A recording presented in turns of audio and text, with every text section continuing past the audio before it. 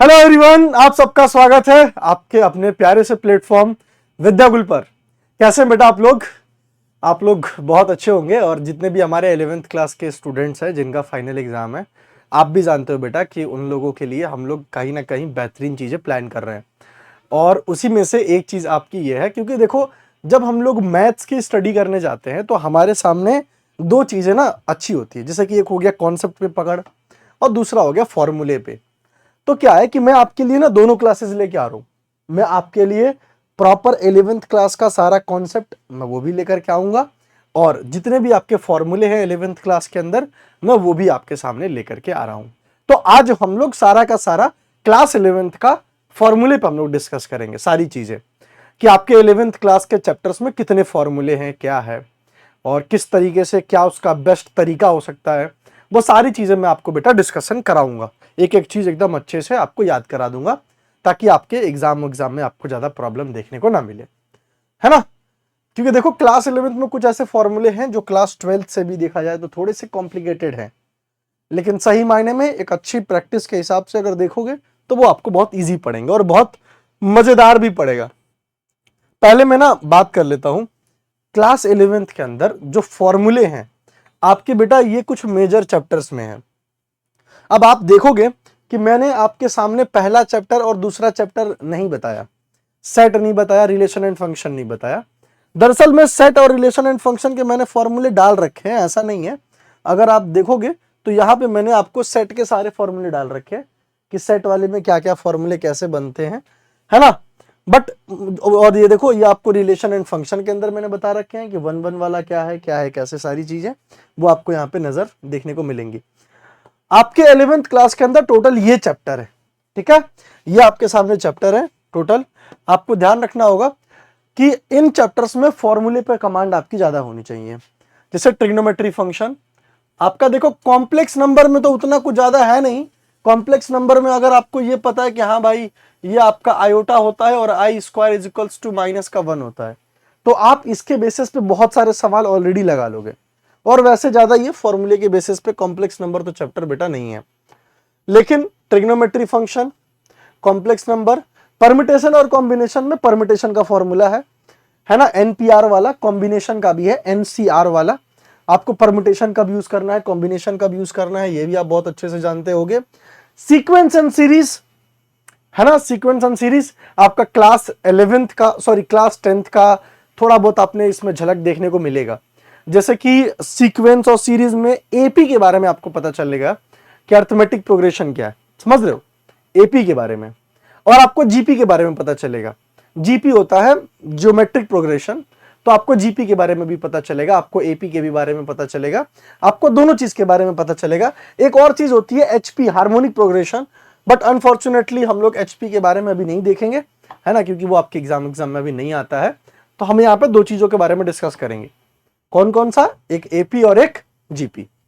उसके बाद बात करते हैं स्ट्रेट लाइन, डेफिनेटली स्लोप क्या होता है ना, इंक्लिनेशन क्या होता है। क्योंकि अगर स्ट्रेट लाइन में हमने स्लोप नहीं पढ़ा तो बेटा समझ लो कि आपका क्लास 12th के अंदर भी बेड़ा गर्क होना तय है, क्योंकि पूरी डेरिवेटिव वाला मामला आपको स्लोप पे ही बेटा अटक करके देता है।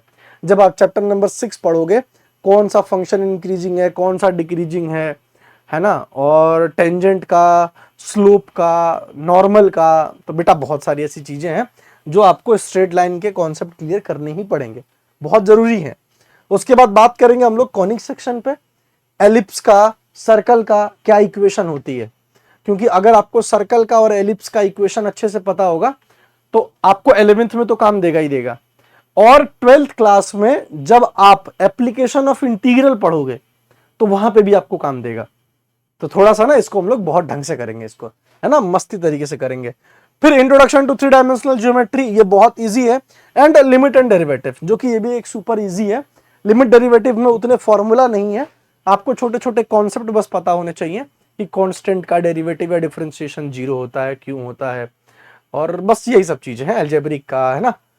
और हम लोग कर लेंगे उसको, हम लोग कवर कर लेंगे, बहुत अच्छे से हम लोग कवर कर लेंगे। तो चलो एक बार सफर की शुरुआत करते हैं, क्लास 11th के सारे फॉर्मूले की तरफ चलते हैं जो आपकी बेटा इसमें हेल्प करेगा।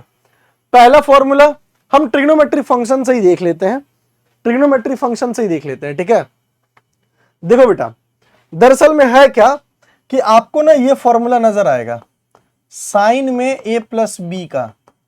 तो आप भी जानते हो साइन ए प्लस अगर बी है तो आपको क्या लिखना है, साइन ए, मैं ए ऐसे लिख देता हूं, साइन ए कॉस बी। अब इस बार कॉस ए के साथ होगा, कॉस ए और साइन बी।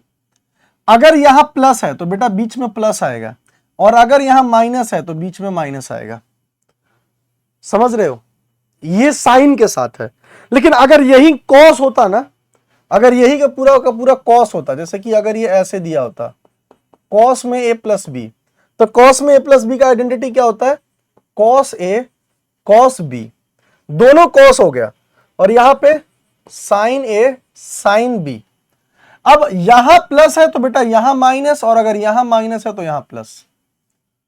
ये किसका कॉन्सेप्ट है, कॉस वाले के साथ कॉन्सेप्ट है। तो कॉस में कॉस ए कॉस बी साथ में रहेगा, साइन वाले में sign A cos B, cos A sine B ऐसे रहेगा, है ना। ये दो चीजें आपको बहुत अच्छे से क्लियर हो गई होंगी। आपको साइन भी देखो बेटा अच्छे से क्लियर हो गया होगा। अब बारी आती है टेन ए प्लस बी की। किसकी बारी आती है, टेन ए प्लस बी की। तो टेन ए प्लस बी का ना कॉन्सेप्ट और भी इजी है। टेन ए प्लस बी में आपको क्या करना है, जैसे मान लो कि आपसे पूछा गया है कि टेन ए प्लस बी बताओ, तो एक तो आपका दिमाग ये कहेगा कि भाई कुछ मत करो, sine A sine theta divided by cos theta. और अभी आपने जो फॉर्मूला साइन का पढ़ा था और जो आपने फॉर्मूला कॉस का पढ़ा था, आप वहां से इसको सॉल्व कर लो। बट वो आपको थोड़ा सा वो पड़ेगा ना, इसलिए मैं आपको डायरेक्ट ही समझा देता हूं कि जब भी टेन ए प्लस बी का आपसे पूछेगा तो आपको क्या करना है कि ten A ten B 1 minus ten A ten B. बेटा इसको ऐसे लिखना है, ten A plus ten B 1 minus ten A ten B. ठीक है, ये आपको ध्यान रखना है। अच्छा, यहीं से ना एक मैं आपको एक स्टैंडर्ड चीज बता रहा हूं, एक बहुत स्टैंडर्ड आपको मैं पार्ट बता रहा हूं। अगर ए और बी में से कोई भी एक एंगल 45 डिग्री हो जाए, क्योंकि देखो 1045 क्या होता है, 1 होता है ना, तो मैं मान लेता हूं कि या तो मेरा ए या बी, अगर ये 45 हो जाए, मैं मान के चलता हूं कि ए वाला ही 45 हो जाए, कुछ इस तरीके से। अगर ये कुछ चीजें ऐसे नजर आ जाए मेरे पास 10 45 प्लस बी, तो बेटा ये क्या लिखा जाएगा, 10 45 प्लस 10 बी 1 माइनस 10 45 और 10 बी। तो 10 45 और ये 10 बी हो गया, ये 1 माइनस 10 45 क्या होता है 1, और ये हो गया 10 B.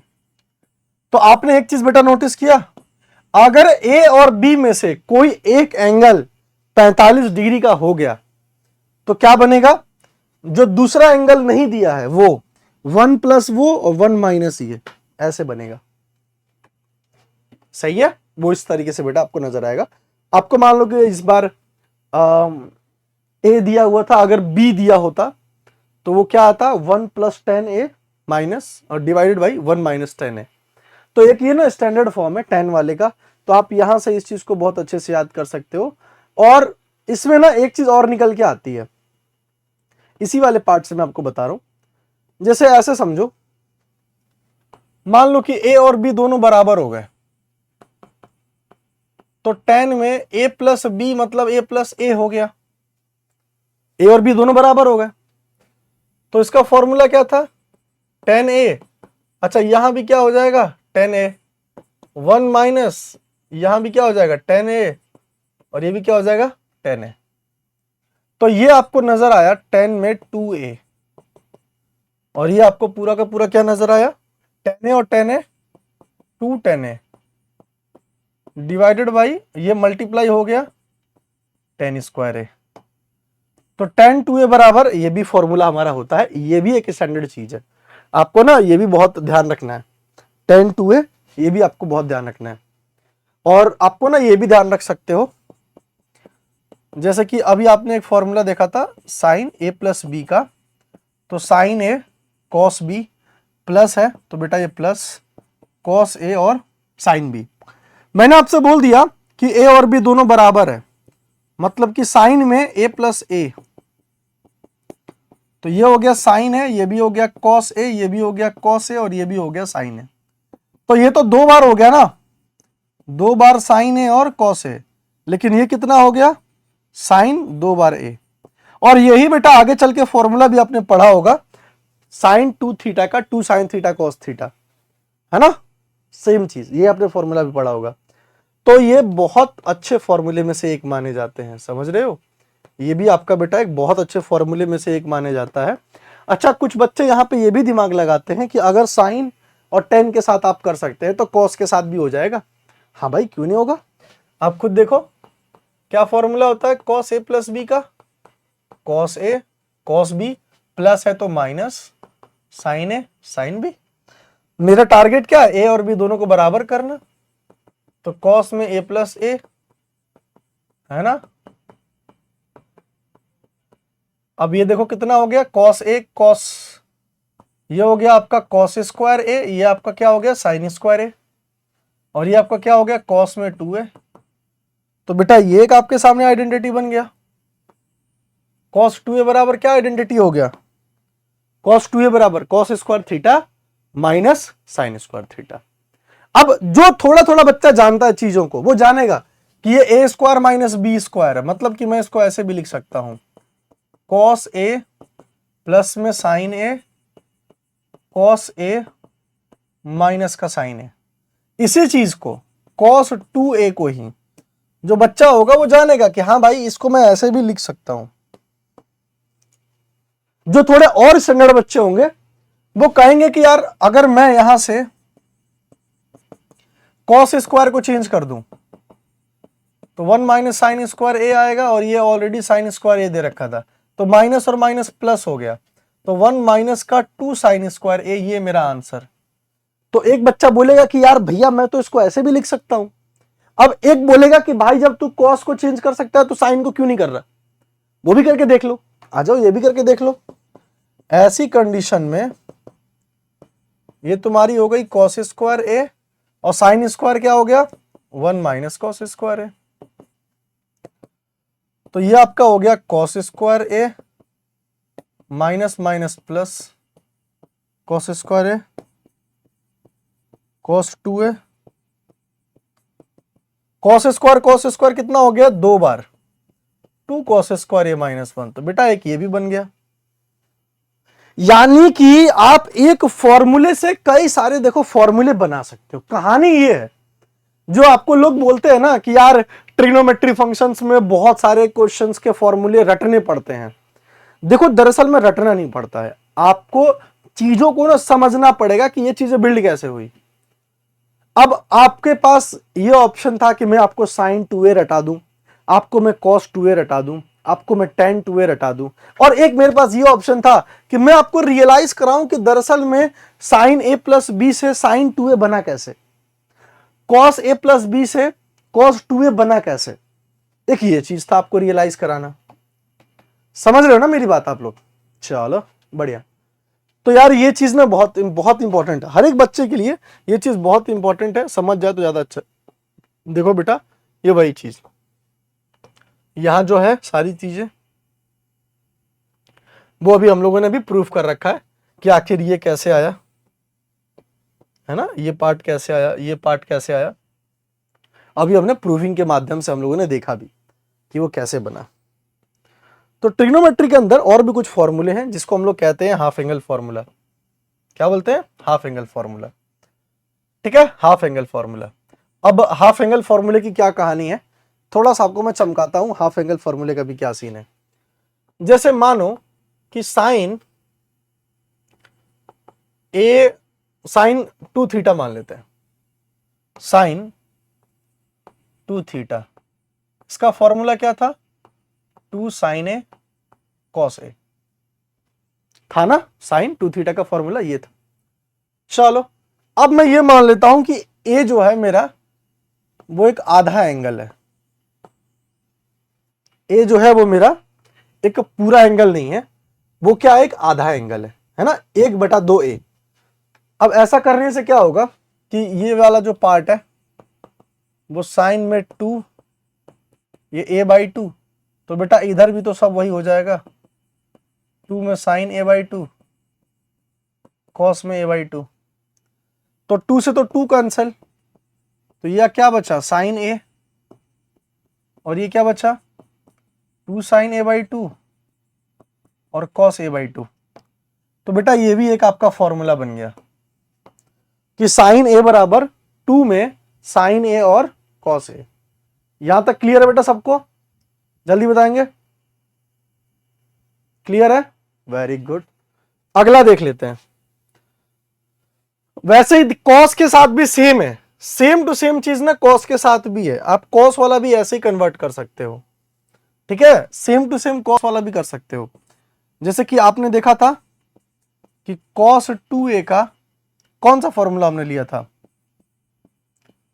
Cos square a minus sine square a।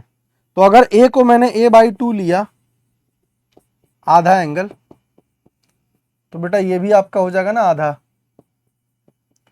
ये भी आपका हो जाएगा आधा, तो 2 से तो 2 कैंसिल, ये हो गया कॉस a, और ये आपका क्या हो जाएगा कॉस में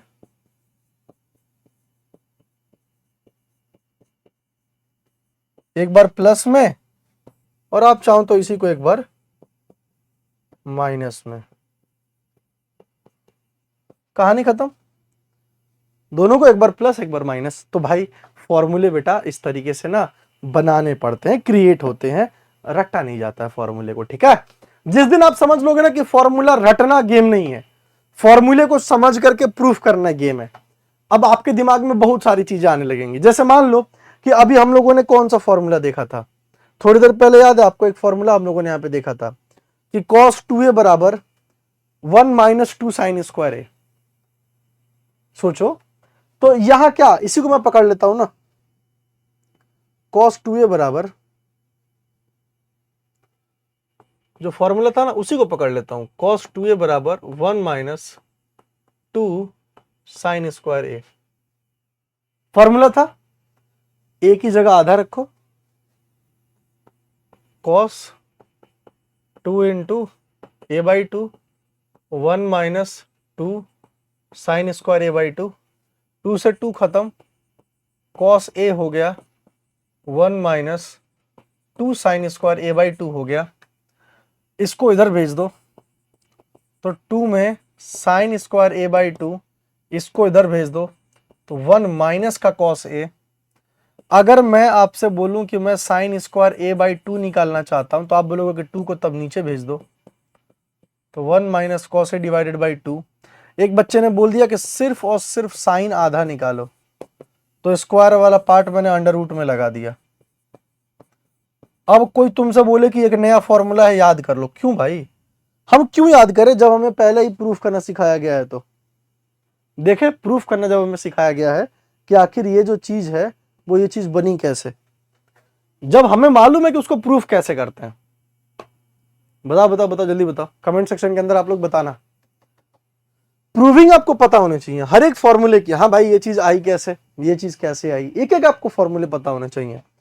जैसे कि आपने ये वाला फॉर्मूला उठाया था cos 2a का, मान लो कि अगर cos 2a का मैं ये वाला फॉर्मूला उठा लेता 2 cos स्क्वायर a माइनस 1 वाला, अगर cos 2a का ये फॉर्मूला उठा लेता 2 cos स्क्वायर a माइनस 1 वाला, तो बेटा ये आधा होता, तो ये अगेन cos में a ही होता, क्योंकि 2 से a/2, 2 से 2 कैंसिल, ये आपका 2 cos स्क्वायर a/2 बन जाता, माइनस का 1 बनता। इसको इधर ले लो, तो 1 प्लस में cos a बनता, और ये क्या बनता 2 cos स्क्वायर a/2 बनता।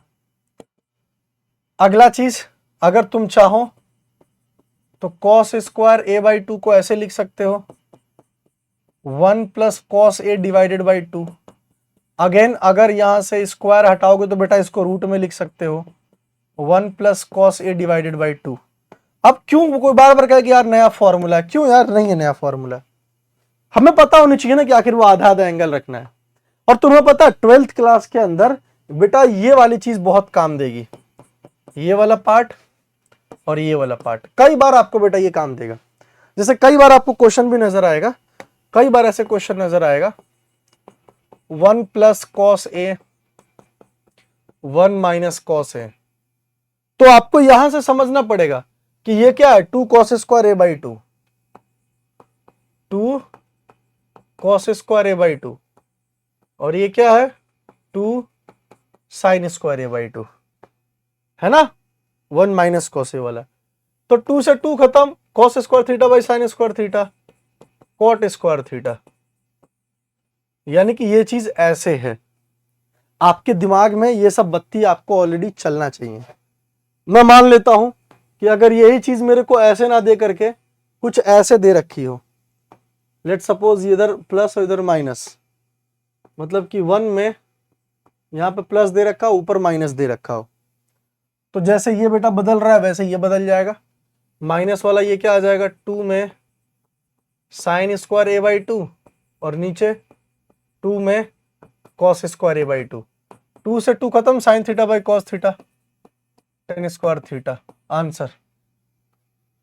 देखा, और ये सारे के सारे फॉर्मूले आपके बेटा 12th क्लास में काम आएंगे, और ये सारे के सारे फॉर्मूले आपको अभी 11th वाले एग्जाम में भी काम आएंगे।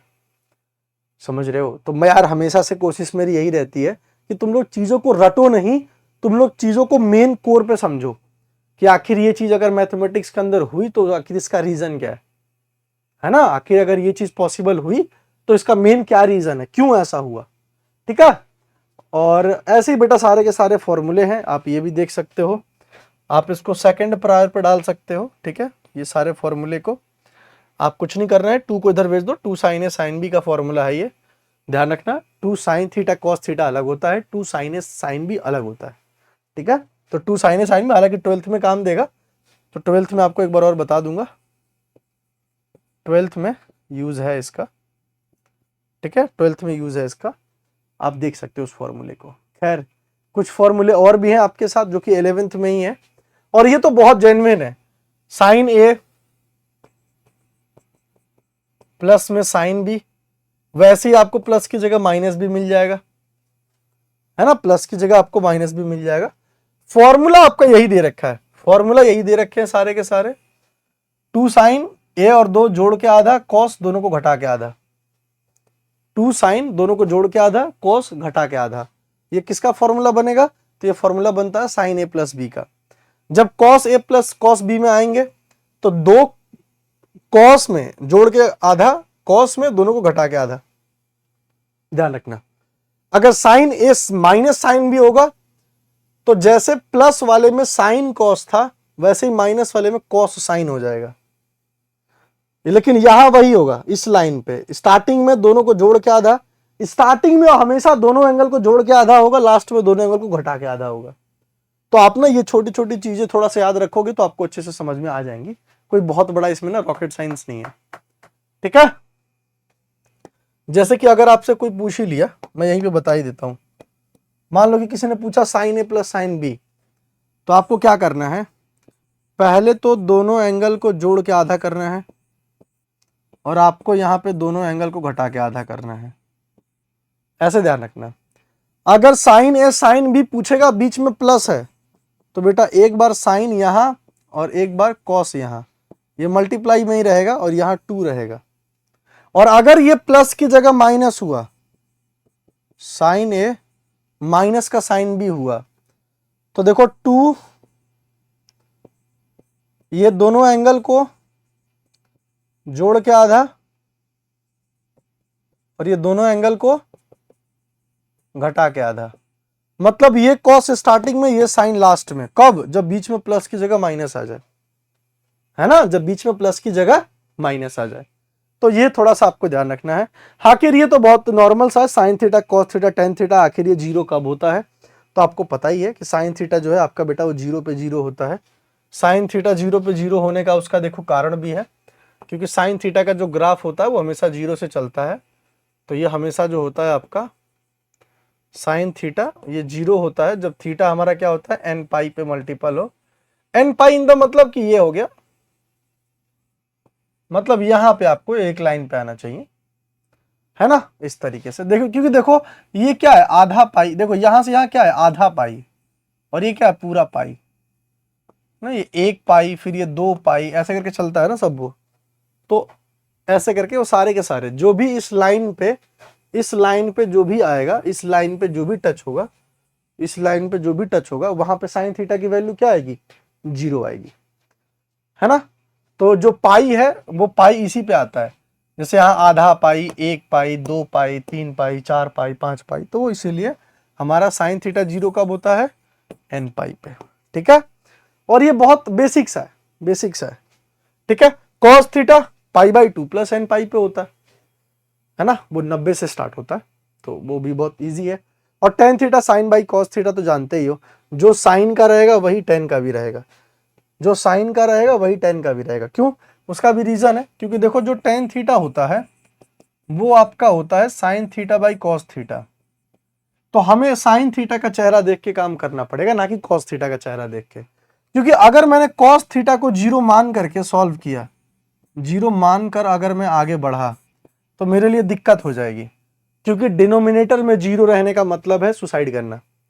डिनोमिनेटर में 0 नहीं रह सकता, उसका मतलब होता है कि आंसर आएगा ही नहीं, नॉट डिफाइन, इसीलिए ऊपर ही आंसर आ सकता है। तो साइन थीटा कब होता है, एन पाई पे, तो बेटा टेन थीटा भी कब होगा, एन पाई पे, ये भी कब रहेगा, एन पाई पे। बस यार यही है इसमें, और कुछ नहीं है, समझ रहे हो, बस इसमें इतना ही है और कुछ नहीं है। हालांकि ये सेट वाले चैप्टर का है, सेट चैप्टर के अंदर फॉर्मूला बहुत इजी है, आपने देखा होगा कि सेट के अंदर ए यूनियन बी, एक आपने देखा होगा ए इंटरसेक्शन बी, इंटरसेक्शन में कौन सा पार्ट आता है भाई, कॉमन वाला पार्ट आता है इंटरसेक्शन के अंदर, ये दे रखा है, ये दे रखा है, तो ये कितना हुआ, ये आपका कॉमन वाला पार्ट हुआ। यूनियन वाले पार्ट में क्या है ना, यूनियन वाले पार्ट में क्या है, दोनों मिलाकर के कंबाइन, ये ए हो गया और ये बी हो गया, तो दोनों मिलाकर के कंबाइन आपका क्या हो गया, यूनियन वाला पार्ट हो गया, वो ए यूनियन बी हो गया और ये ए इंटरसेक्शन बी हो गया। ओके ठीक है, तो जब भी हमें एन यूनियन निकालना होता है, यूनियन का क्या मतलब है कि ए और बी दोनों का कंबाइन निकालना है, तो देखो ए निकालो बी निकालो, क्योंकि भाई इस पूरा निकालने के लिए दोनों को जोड़ोगे ना, यानी कि एक बार ए को और एक बार बी को दोनों क्या करोगे, जोड़ोगे, और माइनस करना पड़ेगा। माइनस क्या करना पड़ेगा, जो दोनों में कॉमन वाला पार्ट था, क्योंकि ये कॉमन वाला पार्ट तो 2 बार लेयर हो गया ना, एक बार वो ए में भी आएगा और एक बार वो बी वाले में भी आएगा। जैसे कि मान लो कि मैं ना चश्मा ले रहा हूं, जैसे कि ये आप वो देखो चश्मा देखो, ये मैंने चश्मा लगाया, अब ये चश्मे में क्या है, जो इधर वाला जो पार्ट है, इधर वाला, अगर मैं अपने इधर वाले पार्ट पे देखूं यहां पे, तो इस पार्ट पे तो ये चश्मा भी आ जाएगा, और यहां से देखूंगा तो देखो ये भी आ जाएगा, इस पूरे बीच वाले पार्ट पे आएगा कि नहीं आएगा। तो जो बीच वाला जो पार्ट है 2 बार आ गया, और यही मेन इसका रीजन है, यही बीच वाले पार्ट 2 बार आने से यही इसका बेटा मेन रीजन है, यही इसका मेन रीजन है कि आपको यहां पर ए और बी कॉमन वाला पार्ट को हटाना पड़ेगा, कॉमन वाला पार्ट को क्या करना पड़ेगा, हटाना पड़ेगा। यार सही लग रहा था यार चश्मा काला वाला, तो मस्त लग रहा था है? देखो हाँ सही लग रहा था। कॉमन वाले पार्ट को क्या करना पड़ेगा, कॉमन वाले पार्ट को हटाना पड़ेगा, तो ये आपके सामने था, ठीक है। अच्छा ये कुछ छोटे छोटे आइडेंटिटी हैं जो कि आपको पता ही चल जाएगा, और बहुत बेसिक सा भी है, डो मॉर्गन्स वाला भी आपको मालूम होगा। रिलेशन एंड फंक्शन में एक वन वन फंक्शन होता है, एक ऑन्टो फंक्शन होता है और एक बाइजेक्टिव फंक्शन होता है। वन वन फंक्शन कौन से होते हैं, तो देखो वन वन फंक्शन ऐसे फंक्शंस होते हैं कि अगर एक हमारे पास सेट ये दे रखा है और एक अगर हमारे पास सेट ये दे रखा है, तो हर एक डोमेन का अपना एक खुद की यूनिक इमेज होती है ना, खुद की अपना वो एक इमेज होती है। तो एक तरीके से वो ना वन वन फंक्शन भी होता है, ठीक है, वो वन वन फंक्शन भी होता है। वन वन फंक्शन में और बाइजेक्टिव फंक्शन में डिफरेंस थोड़ा आपको मैं बता देता हूं। वन वन फंक्शन में और बाइजेक्टिव फंक्शन में मैं आपको थोड़ा सा डिफरेंस बता रहा हूं, थोड़ा सा डिफरेंस आपको मैं बता रहा हूं।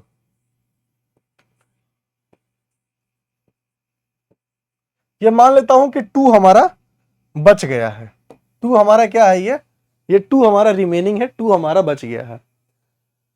अगर कभी भी तुम्हें एक एलिमेंट कहीं एक जगह जाते हुए दिखे और यहां सेट बी में, मतलब कि ये सेट ए है और ये सेट बी है, सेट ए है और सेट बी है, और सेट बी में,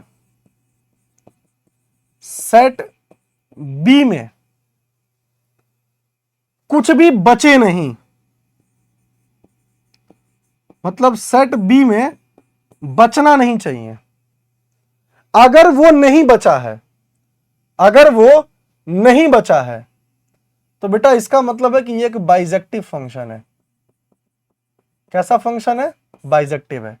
होना वन वन ही चाहिए, मतलब एक आदमी एक ही जगह जाना चाहिए। लेकिन अगर यहां कुछ भी बचा नहीं है तो वो बाइजेक्टिव है, और अगर बच गया है तो बेटा आप इसको वन वन का नाम दे सकते हो। क्या भाई? वो वन वन फंक्शन है। पर क्या ये वन वन होगा? हाँ, ये भी वन वन होगा, क्योंकि बाइजेक्टिव फंक्शन होने के लिए वन वन होना जरूरी है और प्लस ऑनटो होना जरूरी है। तो वन वन तो जानते ही हो कि हर एक डोमेन का अपना खुद का एक रेंज हो, है ना, इमेज बने। और ऑनटो का क्या है? ऑनटो का होता है कि जो आपका रेंज जो होना चाहिए वो कोडोमेन के बराबर होना चाहिए। मतलब वही पार्ट कि कुछ भी सेट बी में बचना नहीं चाहिए, सेट बी में बचना नहीं चाहिए।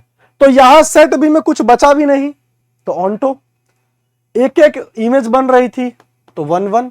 तो वन वन और ऑनटो ये दोनों है, इसीलिए बेटा ये बाइजेक्टिव के कैटेगरी में आएगा और ये सिर्फ और सिर्फ वन वन के कैटेगरी में आएगा। हालांकि 12th क्लास में है, इसको अब मैं आपको और अच्छे से पढ़ाऊंगा, ज्यादा आपको समझ में आएंगी ये चीजें, ठीक है, बहुत बेहतरीन तरीके से। इसको रख ही देते हैं भाई, अपने टीचिंग वाले अंदाज में आते हैं। समझ रहे हो? ये आपको वहां पे बहुत अच्छे से चीजों देखने को मिलेंगी। कॉम्प्लेक्स नंबर में बेटा बहुत छोटा सा फॉर्मूला है, आपको बस वही ध्यान रखना है। कैसे? आई स्क्वायर इक्वल्स टू होता है -1। इसी पे बेटा पूरा का पूरा खेला है यहां, कि अगर आप आई निकालोगे तो अंडर रूट में -1 आ जाएगा। कहते हैं कि जब अंडर रूट हमारे पास होता है ना, एक बात कही जाती है कि जब हमारे पास अंडर रूट होता है तो अंडर रूट में मैं पॉजिटिव नंबर डाल सकता हूं, मुझे कोई दिक्कत नहीं है। लेकिन जब मैं अंडर रूट में नेगेटिव नंबर डालता हूं तो वहां हमारे सामने प्रॉब्लम आती है, क्योंकि अंडर रूट में नेगेटिव नंबर नहीं होता है। और अगर अंडर रूट में कभी नेगेटिव नंबर पाया गया, जैसे मान लो कि -√2 है, मतलब रूट में -2 है, तो बेटा ये दरअसल में क्या है? ये एक इमेजनरी नंबर है। कैसा नंबर है? ये एक इमेजनरी नंबर है, ये एक इमेजनरी नंबर है। क्या है? ये एक इमेजनरी नंबर। ये मतलब कि यहां पे सबसे बड़ी दिक्कत होती है। अब जैसे कि इसको तुम क्या कैसे लिख सकते हो? इसको ऐसे लिख सकते हो, -1, तब जाकर के ये आपका हुआ होगा। और ये आपका क्या है? रूट में 2 और रूट में -1 क्या है? आई है। तो जो √2 है वो क्या है? वो एक रियल वाला पार्ट है, आई आपका क्या है? इमेजनरी वाला पार्ट है। तो बेटा ये चीज आपने कॉम्प्लेक्स नंबर के अंदर पढ़ा भी होगा। तो अब यहां प्रॉब्लम ये होती है कि जब आई स्क्वायर इज इक्वल्स टू -1 है, तो मान लो कि आई की पावर 4 निकालना हो, आई की पावर 4 निकालना मतलब आई स्क्वायर की पावर स्क्वायर, आई की पावर 4 यही मतलब हुआ ना। तो यहां पे क्या करेंगे? आई स्क्वायर हो गया -1 का भी स्क्वायर हमारा हो गया 1। तो जब हम कभी भी आई की पावर, तो यहां 3 चीजें ध्यान रखना, बस यहां 3 चीजें ध्यान रखना, बस 3 चीजें। पहला, आई स्क्वायर -1, आई की पावर 3 को कैसे लिख सकते हैं? आई स्क्वायर इंटू आई, मतलब -1 इंटू आई, जो कि आपका आएगा माइनस का आई। अगला क्या लिख सकते हैं? आई की पावर 4, आई की पावर 2 की पावर 2, -1 की पावर 2 जो कि आएगा 1। आई स्क्वायर -1 उसकी पावर 2 जो कि आएगा हमारा 1, आई की पावर 4। यही आपको बस 3 चीज याद रखनी है। आप इसके दम पे बेटा कोई भी फॉर्मूला ले सकते हो। जैसे मान लो कि मैंने आपसे बोल दिया कि आई की पावर 42 बताओ कितना होगा, आई की पावर 42 बताओ कितना होगा। तो आप क्या करोगे, आप इसको 2 से डिवाइड कर दोगे। तो हमें मालूम है कि ये 2 से डिवाइड कर रहे हैं तो कितनी बार में जाएगा, 21 बार में जाएगा। तो आई स्क्वायर कितना होता है, -1, और -1 की पावर 21 आप जानते हो -1 ही होगा। -1 की पावर अगर कोई भी ऑड होता है तो बेटा वो -1 ही आता है, और इवन होता है तो वो +1 आता है ना। तो कॉम्प्लेक्स नंबर तो उतना खैर आपके सामने कुछ कॉम्प्लेक्स है नहीं, यही बस आपके सामने छोटी छोटी चीजें हैं जो आपको ध्यान देना है। हाँ, थोड़ा सा आपको ये जरूर ध्यान देना है, हम लोग बात करेंगे किसमें बेटा, परम्यूटेशंस में। किसमें बात करेंगे हम लोग, परम्यूटेशन में। परम्यूटेशन वाला अच्छा है। जैसे परम्यूटेशन में आपको पहले क्या पता होना चाहिए, फैक्टोरियल, है ना, ये आपको पता होना चाहिए पहले, फैक्टोरियल। जैसे कि मैं बात करूंगा n फैक्टोरियल, तो वो एक एक करके कम होते जाता है। जैसे कि n फैक्टोरियल n, ये n-1, वैसे ये n-2, क्या हो गया, ये n-2, धीरे धीरे धीरे धीरे करके वो चलता जाता है, मतलब ऐसे करके फैक्टोरियल चलता जाएगा चलता जाएगा चलता जाएगा। अब थोड़ा सा ना मैं आपको समझाता हूं कि दरअसल में ये मैं लिख क्या रहा हूं। जैसे मान लो कि आपसे मैंने बोल दिया 4 फैक्टोरियल, तो इसका मतलब है कि 4 × 3 × 2 × 1 तक, है ना।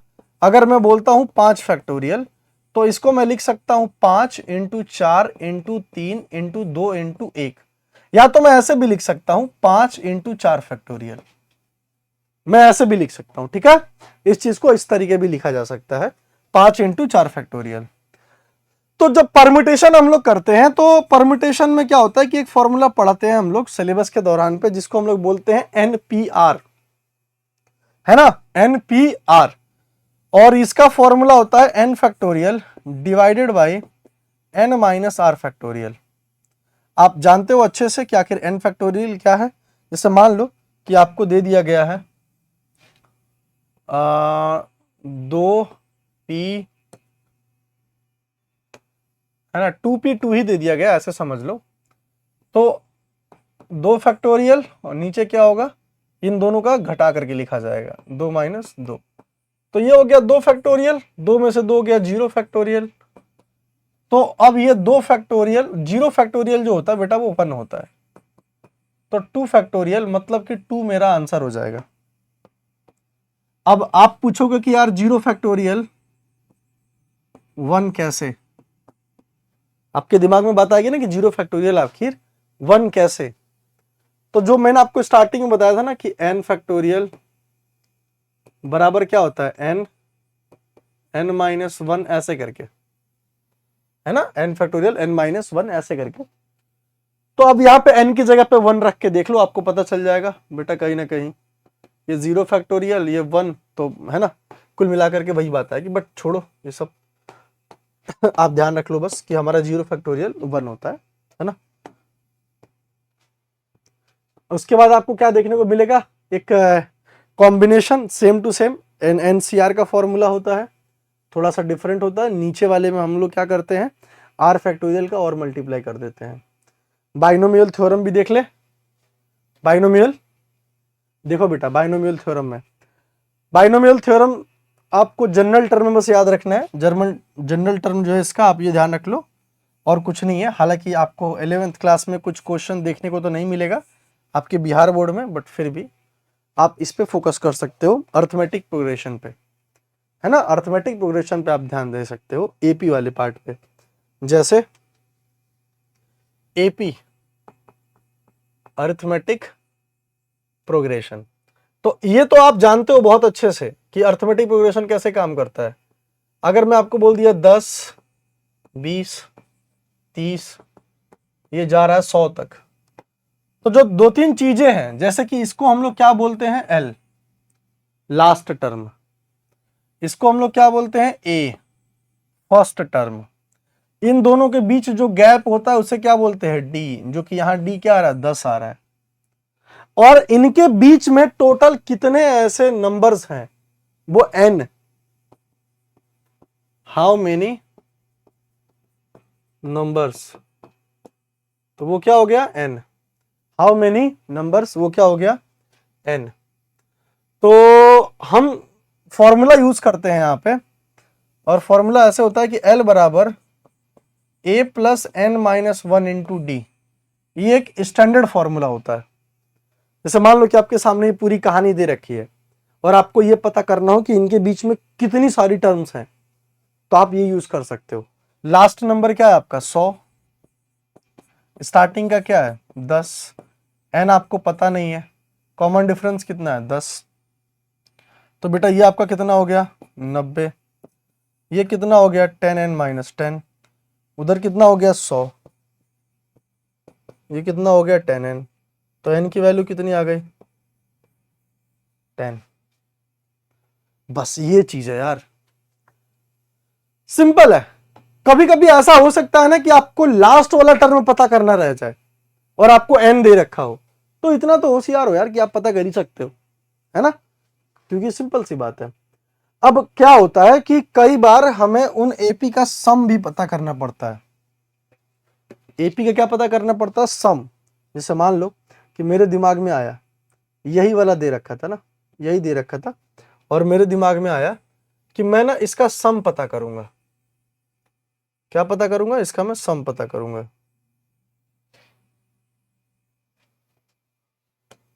मुझे इसका क्या पता करना है, सम, कि 10 से लेकर के 100 तक जोड़ूंगा तो कितना आएगा। तो इसका फॉर्मूला होता है n/2 a प्लस एल। अगर आपको l पता है, अगर आपको l पता है, और अगर आपको l नहीं पता, तो आप तो जानते हो ना कि आखिर l की वैल्यू क्या होती है, a plus n minus one into D.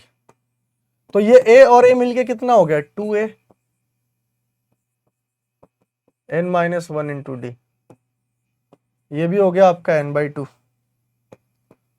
तो इस तरीके से आप यूज कर सकते हो अगर आपको लास्ट वाला टर्म नहीं दे रखा है। और अगर दे ही रखा है तो देखो n/2 टोटल कितना था, n की वैल्यू निकाले थे ना 10 था, 10/2, स्टार्टिंग वाला कितना है 10, लास्ट वाला कितना है 100, तो ये हो गया आपका 5, ये हो गया आपका 110, 11 5 55, 550 आ गया। तो यानी कि अगर मैं 10 का टेबल जोड़ दूं तो कितना आना चाहिए 550 आना चाहिए, समझे। 10 का टेबल 10 तक पढ़ के अगर मैं जोड़ दूं तो बेटा ये ना सम कुछ इस तरीके से काम करता है। आपको बहुत बेसिक पता भी होगा। देखो मैंने ये वाला भी आपको फॉर्मूला बता दिया, a प्लस एल वाला, और ये 2a plus n minus one into D वाला भी हमने फॉर्मूला चर्चा कर लिया। एक इसी में टर्म आता है जिसको हम लोग कहते हैं जीपी। जीपी थोड़ा सा यूनिक है, हल्का सा समझना जीपी क्या है। जीपी आपका होता है बेटा ज्योमेट्रिक प्रोग्रेशन। जीपी क्या होता है, ज्योमेट्रिक प्रोग्रेशन। ये आपका क्या होता है, जीपी होता है, ज्योमेट्रिक प्रोग्रेशन।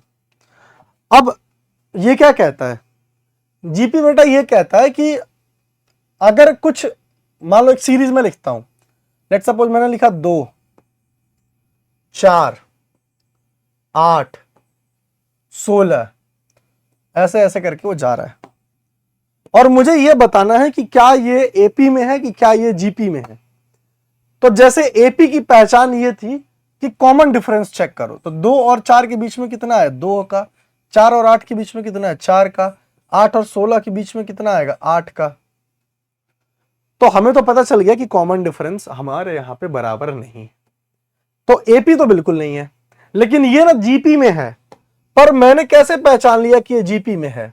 तो जीपी में पहचानने का ये नियम होता है कि अगर ये ए बी और ये सी और ये डी ऐसे करके जा रहा है, तो आप कोई 3 उठा लो, कोई भी 3 उठा लो, आप यही 3 उठा लो स्टार्टिंग के ही, तो जो बीच वाला है उसको स्क्वायर करना पड़ता है और इन दोनों को आपस में मल्टीप्लाई करना पड़ता है।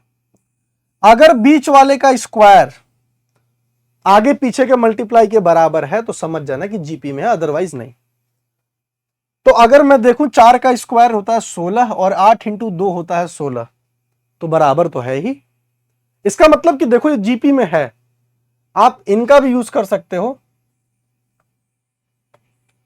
ये सी है ना बीच वाले का स्क्वायर, आगे पीछे का मल्टीप्लाई, 8 का स्क्वायर 64, और वो 4 इंटू 16 जो कि आएगा 64, मतलब बराबर है। क्या दोनों के दोनों क्या है, बराबर। अच्छा, अगर मैं बी स्क्वायर बराबर ए सी है तो क्या बेटा मैं इसको ऐसे लिख सकता हूं, बी इंटू बी और ये ए इंटू सी, ऐसे भी बेटा इसको लिख सकते हैं। तो इसी वजह से हम एक बात और भी कह सकते हैं कि जो बी बटे में ए होना चाहिए, जैसे कि मैंने आपको बोला कि मैं इसको ऐसे लिख सकता हूं, बी इंटू बी और ये हमारा हो सकता है ए इंटू सी। तो बेटा ए को इधर ले आओ, बी बाई ए और सी बाई बी, मतलब कि ये डिवाइडेड बाई ये, यानी कि 4 डिवाइडेड बाई 2 और 8 डिवाइडेड बाई 4। बस ये बेटा काम कर लो। अगर ये दोनों बराबर रहा तो समझो जीपी में है, मतलब आगे वाले को पीछे से डिवाइड करो, 4 को 2 से डिवाइड करो कितना आ गया 2, 8 को 4 से डिवाइड करो कितना आ गया 2, 16 को 8 से डिवाइड करो कितना आ गया 2। अब ये अगर बराबर है तो ये जीपी में है, और इन बराबर वालों को क्या कहते हैं, स्मॉल आर, और small R stand for common ratio. ये बेटा किस लिए होता है, कॉमन रेशियो। ये आपका स्मॉल आर क्या होता है, कॉमन रेशियो होता है। समझ रहे हो ना आप लोग, ये हम आपका क्या होता है, स्मॉल आर कॉमन रेशियो होता है। इसी को आपको ये भी पढ़ाया जाता है कि अगर बी स्क्वायर ए सी है तो आप बी की जगह अंडर रूट में ए इंटू सी भी लिख सकते हो, और भाई ये सही भी है, बी बराबर अंडर रूट में ए इंटू सी भी सही है।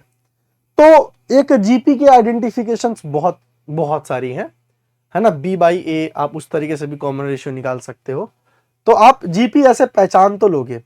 जब हम लोग जीपी की सम के बारे में चर्चा करते हैं कि जीपी तक जोड़ना बताओ, जैसे कि एपी में हमने जोड़ना चालू किया था, तो जीपी तक अगर हमें जोड़ना रहता है तो बेटा ये आपके सामने फॉर्मूला निकल के आता है ना, ये आपके सामने फॉर्मूला निकल के आता है, ए आर की पावर एन माइनस 1। अब आर क्या है, वही कॉमन रेशियो, और एन क्या है, जहां तक मुझे जोड़ना है ना, जहां तक मेरे को जोड़ना है, डिवाइडेड बाई आर माइनस 1।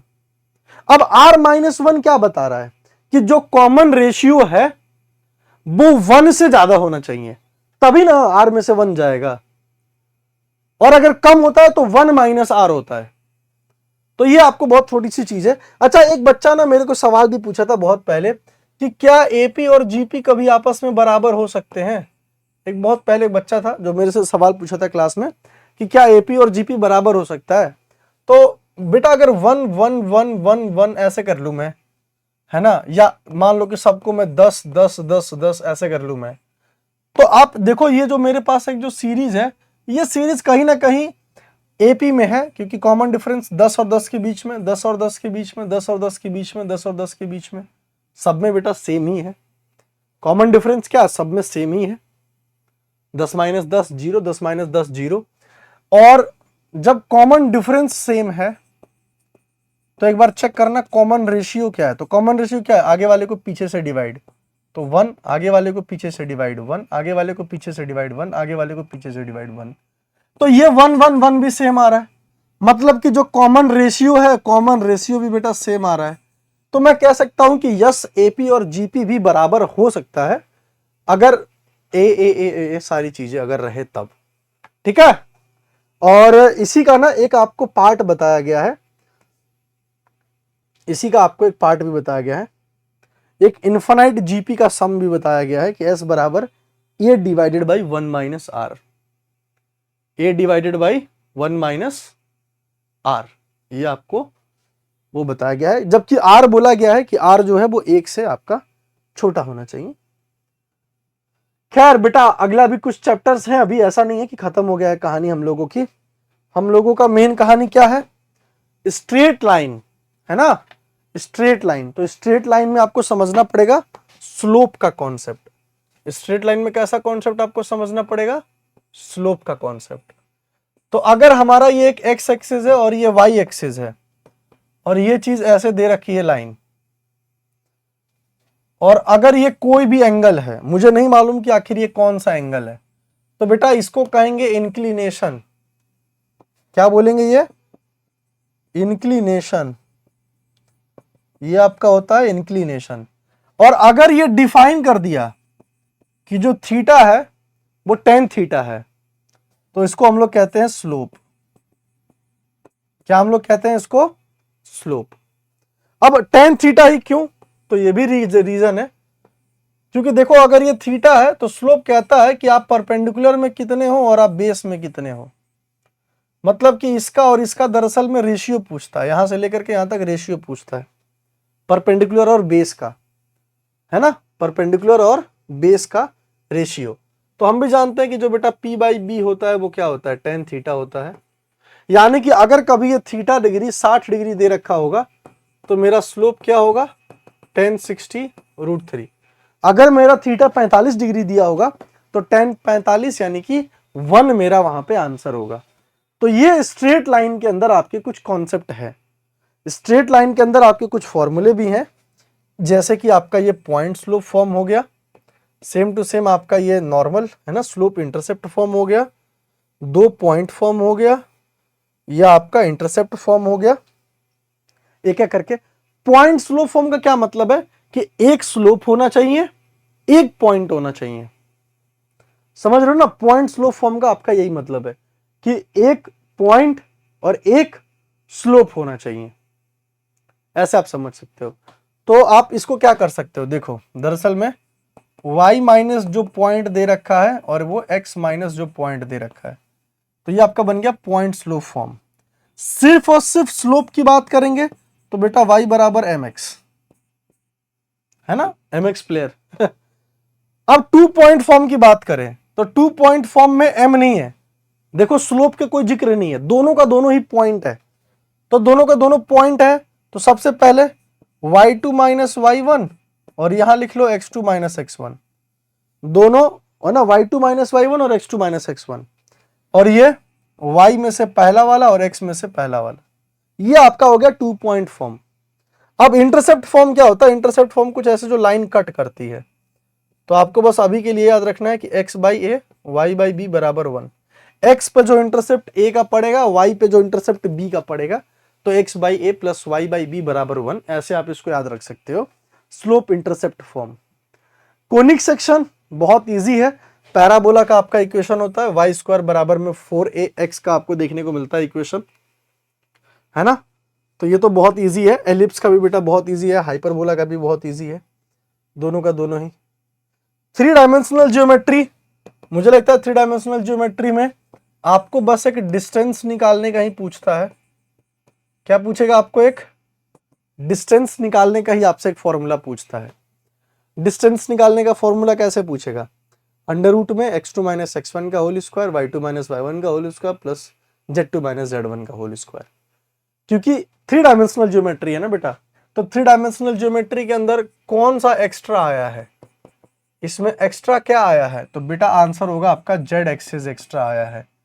तो उसी की वजह से अंडर रूट में x2 माइनस x1 का whole square plus y2 minus y1 का होल स्क्वायर प्लस अब क्या होगा z2 माइनस z1 का होल स्क्वायर, है ना, ऐसे आ जाएगा पूरा का पूरा। z वाला एक्स्ट्रा आ गया तो बस, और यही है 3 डायमेंशनल ज्योमेट्री में, तो यही बस पूछता भी है, और कोई वैसी चीज है नहीं। लिमिट और डेरिवेटिव में ये बहुत काम की चीज है, लिमिट और डेरिवेटिव में ये बहुत काम की चीज है। Limit extending to 0 sine X by X 1, limit extending to 0 tan x by X 1, limit extending to 0 1 minus cos X divided by X 0, ये बहुत काम की चीज है। और दरअसल में होता क्या है ना यार, देखो limit x tending to 0 sine x by X is equals to, दरअसल में 1 होता नहीं है, वो रियलिटी नहीं है कि 1 होता है, वो 1 के इतना क्लोज हो जाता है कि हम 1 ले या 1 के वो क्लोज वाला पार्ट ले, कोई फर्क ना पड़े। मतलब वो टेंड करता है, वो उसके अप्रोच जाता है। जैसे कि अगर ये 1 है ना तो वो उसके बहुत क्लोज जाता है, वो इतना क्लोज जाता है कि हम लोग उसको 1 लिखते हैं। ठीक है, तो ये बहुत ध्यान रखना, ये बहुत जरूरी चीज है। इसमें ना एक आपका डेरिवेटिव वाला कॉन्सेप्ट आएगा, तो डेरिवेटिव वाले कॉन्सेप्ट में तो देखो सभी लोग जानते हैं, है ना, dy बाई डी एक्स में कि अगर हमारे पास x है तो x का डेरिवेटिव क्या होगा 1। अगर हमारे पास कोई भी कांस्टेंट है तो कांस्टेंट का डेरिवेटिव क्या होगा 0। अगर हमारे पास कोई भी फंक्शन दे रखा है लीनियर फंक्शन, जैसे कि ax प्लस बी, तो ax का क्या होगा a और b का क्या होगा, क्योंकि वो कांस्टेंट है तो 0 होगा, तो ax प्लस बी का सिर्फ a ही हुआ। मतलब सही मायने में देखा जाए तो इसमें तो हम लोगों ने ये भी चीज देखा था ना यार, कि अगर x की पावर n होगा तो n यहाँ होगा, x यहाँ होगा, ये n-1 होगा, है ना। मान लो कि x की पावर ये 5 दे रखा है, तो 5 यहाँ हो गया, x यहाँ हो गया, 5 में से एक ये 4 हो गया। सिंपल है यार, है ना। वैसे ही अगर मैं मान लिया कि x की पावर 3 हो गया, तो 3 यहाँ हो गया, x यहाँ हो गया, 3 में से एक गया, 2 हो गया। तो यार ये बहुत बेसिक है। इसी से एक सवाल पूछ लेता है dy by D X root X का बताओ, तो रूट एक्स का 1/2 रूट एक्स होता है।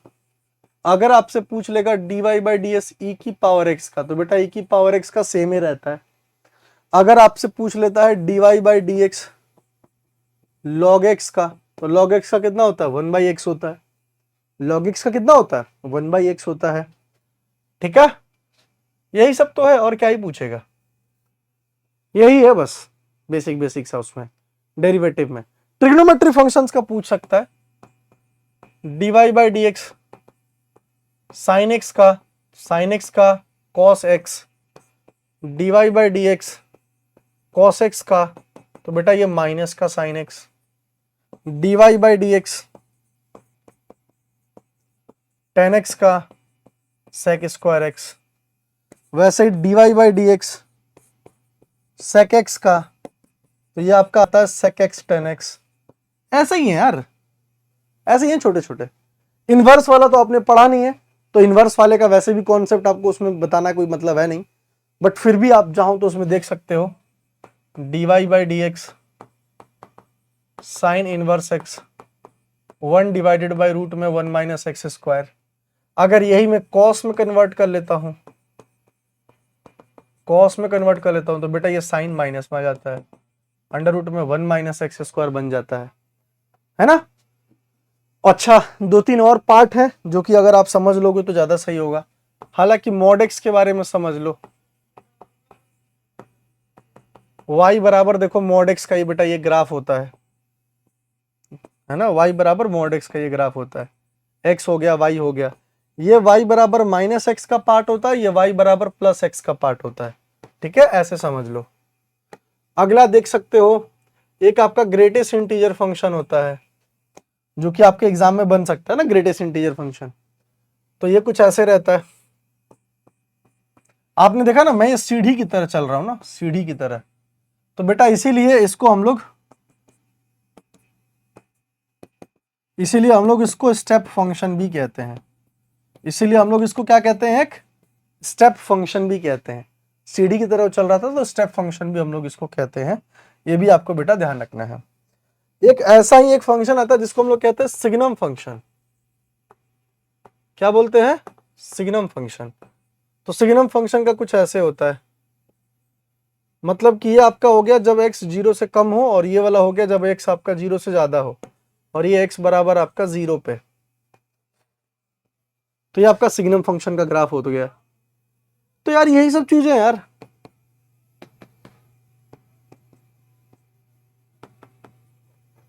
है ना, बढ़िया। तो ये जितने भी आपके फॉर्मूले हैं, आपको अपने पूरे के पूरे फॉर्मूले को रिवाइज करना है।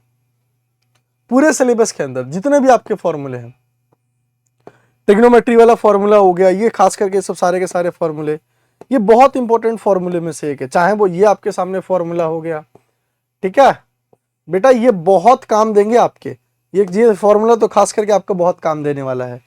किसी भी तरीके से आप इसमें ट्राई कर लेना, ये आपको फॉर्मूले हेल्प करेंगे।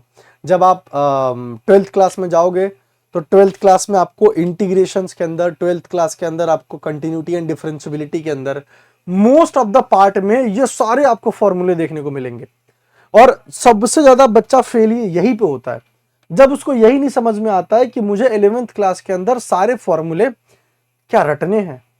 जिस दिन अगर वो बच्चा ये समझ गया कि यार मुझे 11th क्लास के फॉर्मूले रटने नहीं, मुझे फॉर्मूले की डेप्थ जाननी है, मुझे कॉन्सेप्ट जाननी है, तो जब आपके बोर्ड एग्जाम में जेई और सीयूटी जैसे टॉपिक से भी सवाल आएंगे, मतलब ऐसे एग्जाम से भी जब क्वेश्चंस आएंगे ना, तो आपको वो कॉन्फिडेंस देगा कि अरे यार मैं ना कर सकता हूं, मैं कम से कम एटलीस्ट इस पे ट्राई तो मार ही सकता हूं।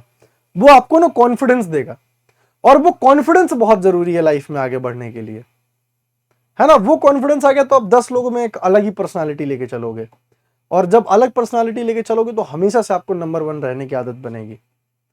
तो खैर कोई नहीं, हम लोग मिलते हैं बहुत ही जल्द एक बार 11th क्लास के पूरे कॉन्सेप्ट के साथ। तब तक के लिए आप लोग अपना ख्याल रखो। Love you.